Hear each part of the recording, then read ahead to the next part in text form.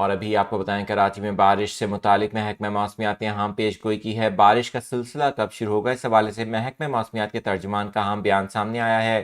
شہر میں مغربی ہواؤں کے سلسلے کے باعث سردی کی شدت میں بھی اضافے کا امکان ہے۔ محکمہ موسمیات کا بتانا ہے کہ کراچی میں سردی کی شدت میں بتدریج اضافہ ہو رہا ہے۔ شہر میں کل منگل کو بارش کا امکان ظاہر کیا گیا ہے۔ محکمہ موسمیات کے مطابق ہوا میں نمی کا تناسب 76% ہے، جبکہ شہر میں منگل سے بدھ کے درمیان مغربی ہواؤں کا سسٹم اثر انداز ہو سکتا ہے۔ محکمہ موسمیات کی جانب سے بتایا گیا کہ شمال مشرق سے اس وقت ہلکی رفتار سے ہوائیں چل رہی ہیں۔